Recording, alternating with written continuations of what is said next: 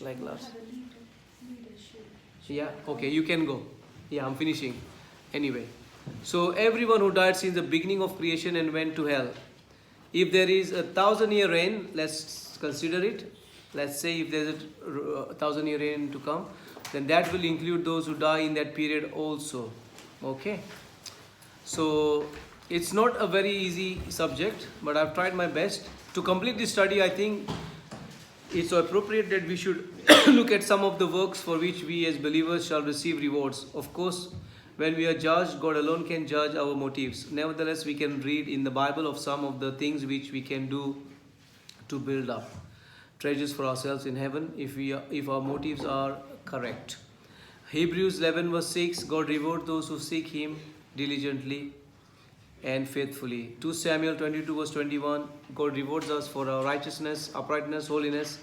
Matthew 5:11 to 12, Romans 4 to 18, we are rewarded for suffering for Christ, being wrongly accused for Christ, and being persecuted for our faith. Matthew 6 verse 4, God rewards those who give financially to others, especially if that giving is sacrificial. Matthew 6 verse 6, God rewards those who faithfully pray and intercede. Matthew 9 41 to 42, God rewards those who give blessings to other Christians and Jews. Matthew 10 41, we are rewarded when we receive men and women of God for who they are as Christ's servants, for serving them and for hospitality toward them. Matthew 6 verse 1, we are rewarded for doing good deeds. And so there are many other little bits and pieces at the end here. You can read and try to get some rewards from the Lord. Hallelujah. Whilst there are probably several other ways in which we may receive rewards, the above will give us some idea of how to build up treasures for ourselves in heaven. Of course, our motives and attitudes will be judged, actually, not judged, by the Lord alone. But I will list a few reasons which can prevent us gaining rewards. The Lord issued rebukes to His servants who were unfaithful, unbelieving, lazy, moaning, negative, complaining. Also, impure motives to be seen of man, sin and lukewarmness all cause us to lose our rewards.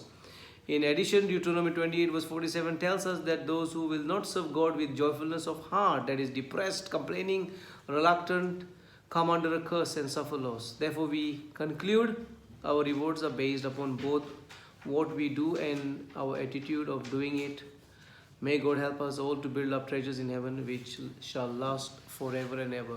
In Jesus' name.